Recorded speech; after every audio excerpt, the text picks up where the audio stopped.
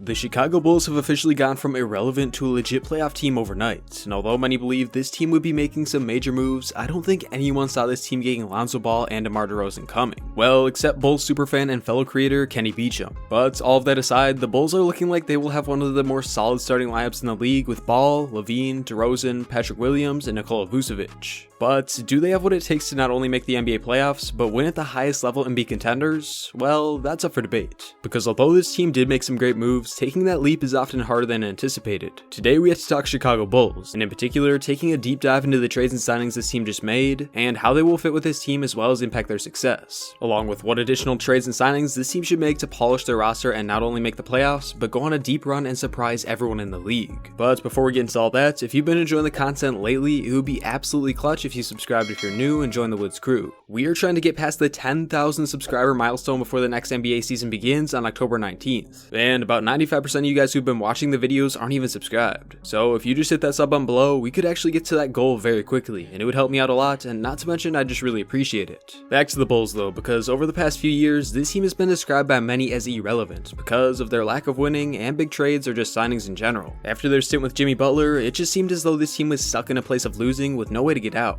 Sure, they had Zach Lavine, who although was showing that he was in fact a star, wasn't enough to will the Bulls to the playoffs on his own. But despite this, the Bulls knew that Lavine was all the hope they had. Sure, there were some young guys who sort of had potential like Kobe White and Lauri Markkanen, but this team wanted to focus on building a winning team around Lavine. And those young guys just didn't have what it took to be key pieces in winning. Because of this, the Bulls switched up their front office and got someone in Mark Eversley who wasn't afraid to make some big trades and try to build around Lavine. And well, the rest is history. In the past few months, the Bulls have been able to acquire multiple all-star or at least close to all-star pieces. First, it was a stud center Nikola Vucevic at the trade deadline, and now they were just able to get Lonzo Ball and Demar Derozan in free agency. I'm gonna be honest here, I think that the Chicago Bulls hit the jackpot, not only with their new acquisitions, but with their new general manager as well. Like I said, this team went from the bottom of the conference every year type of franchise to now one with the most potential going into the 2022 season. But the big question is, how will these signings be able to mesh with each other? And are the Bulls truly contenders quite yet? Well, first let's start out with the new acquisitions, in particular Lonzo Ball, because to say he's one of the better fits for this Bulls team as a whole is an absolute understatement. I don't care what people say, Lonzo has developed into a very solid point guard in the modern day NBA. Between the playmaking ability, solid defense, and off-ball skills, Zoe really has a unique skill set that almost every team could use. And he definitely got paid because of this. If you didn't know the exact numbers, Lonzo Ball signed a 4-year, $85 million deal with the Chicago Bulls. Getting someone like Lonzo and the skills he has for only a little more than $20 million a year is an absolute steal for the Bulls in my eyes. And people forget that this man is only 23 years old, which means that he still has the potential to become an all-star caliber player, and the stats don't lie. There have been many guards in the league who've taken a decent amount of time to hit their stride and become all-stars. In fact, Lonzo's new teammate Zach Lavine didn't become an all-star until the age of 25, a month away from 26 as well. Kyle Lowry, who proved to be a key piece on a championship roster, didn't make his first all-star appearance until age 26. And Mike Conley, who at times last year was just as impactful as the young stud Donovan Mitchell, didn't make his first all-star team appearance until age 33, which is insane in itself. The point is, often for point guards, it can take time to develop into the player you're truly capable of. And this is likely the case for Lonzo, being that he has shown improvement every year similar to Lavine, Lowry, and all those other guys. Back to the fit with the Bulls though, because going into the offseason, Lonzo was the #1 target for this team because the fit was so good. In the past season or two, Ball has shown that he can be one of the better shooters in the league, being that he shot 38% from 3 and has been improving every single year. But what makes him even better for the Bulls is the catch and shoot stats. On the catch and shoot, Lonzo has shot over 40% from 3, and being that Zach Lavine will likely have the ball in his hands a lot, this makes Lonzo the perfect outlet for Lavine because he can knock down open threes and is a great off-ball player. What I mean by that is Lonzo doesn't need the ball in his hands to be a great player, and in the half-court setting, he moves a lot off the ball, which means that the offense will open up a lot for this Bulls team in the aspect of flow and playmaking. Not to mention, when he does have the ball in his hands, Zoe is one of the best passers in the league, especially in transition, which means that this team should also be able to get a lot of easy buckets on the fast break. I'm not trying to blow things out of proportion here, but the Lavine-Lonzo alley-oops might just be as good as the Zion ones, so that is definitely something for you guys to look forward to. But on the other side of the ball, Lonzo helps this team as well, because he has shown that he is a sneaky good defender, and even though his stats weren't the best last year, many believe it's because he was often defending shooting guards, which just isn't his natural position. With Lavine being a below average defender at best, it was very necessary that this team got some defensive help at the guard position. Lonzo also makes this roster a lot better because of the lack of fit they had before. If you have been tuning into the Bulls in the past year, you would know that the Lavine and Kobe White duo just didn't fit together, being that they had very similar playstyles. Now though, Lonzo will be in the starting lineup, which means that Kobe White and Zach Lavine won't be on the court very much at the same time, and White will also be able to lead the bench unit and develop at his own pace. All in all, Lonzo is the perfect fit for this team. team, and being that they have him locked in for 4 years, he could very well become a starter in this time and form one of the better backcourts in the league alongside Zach Lavine.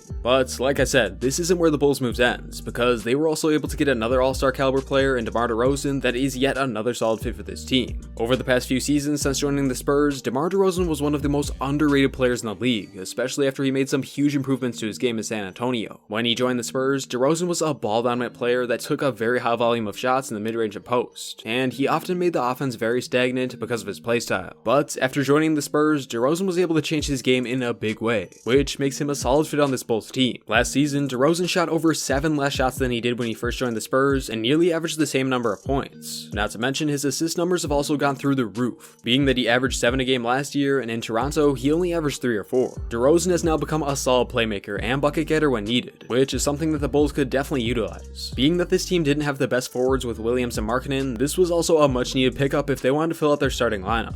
But there's one issue here. Despite Lonzo and Patrick Williams having solid defensive upside, that is basically where it ends for the Bulls. We all know that Lavine is far from a good defender, and on most nights the same goes for Vucevic and Derozan. Now, this isn't as big of a deal with the league shifting more and more towards offense every single day, but it is something to keep in mind, because this could be a big issue for this Bulls team if they try and make a deep playoff run this year. That is, unless they make some additional moves to prevent this in the first place. Don't get me wrong here, this Bulls team already made a solid move for defense by getting Alex Caruso, who, although many don't see as an elite defender, was literally the closer for the Lakers in their championship run on the defensive end of the ball. Also, this team would likely be solid if they don't make any more moves, but if they do want to improve more and target some 3-and-D players, I believe there are a few more players they should go for, and the ones at the top of my list are Robert Covington, Avery Bradley, and DeMarcus Cousins. Now I know, these aren't the most glamorous names, but they could play a solid role in helping the Bulls, especially for what they cost. As far as Cousins and Bradley, they would likely sign for the veteran minimum, and both have shown that they still have plenty left in the tank and could be solid pieces for spot minutes if this team needs defense. But the real target I believe this team should go for is Robert Covington, because I believe this would be exactly what this team needs off the bench, or if they started him over Williams. Covington has shown that he can be one of the better 3-and-D players in the league, as well as being very versatile on the defensive end because of his size alone. If the Bulls are truly in win now mode, this is a trade target they should consider, because it would help the issues that might occur if they go into the season with the lineup they have right now. In order to get this deal done, the trade would be simple, but one complicated thing does have to happen in order for it to be a likely trade. That being Damian Lillard wanting out of Portland. If Dame wants out of the Blazers, they will likely trade any of their win now assets like Covington in order to get young pieces, and in this trade, the Bulls would give the Blazers just what they're looking for. In order for this trade to go down, the Bulls would have to do a sign and trade with Lauri Markkanen to match Covington's contract of $12.9 million a year and do a straight up swap. Markkanen has shown potential of being something in the league eventually, but with the Bulls pushing to win now, a player like Covington would be much more valuable, and they wouldn't lose Lauri for nothing in free agency either. Regardless of whether or not the Bulls make that move, they will be in a much better position next season compared to last year. With a starting lineup of Lonzo, Lavine, Patrick Williams, Derozan, and Vucevic, this team has a legitimate chance to make a solid playoff appearance. But if you want to hear my take on whether or not this team could contend for a championship, let me know down below in the comments, and if this video gets a good amount of likes, I'll do it. And I know, this was my first Bulls video, but don't worry, there'll be plenty more like this coming, so stay on the lookout for those. Other than that, thank you all so much for watching, I'll catch you on the next one, Woods out.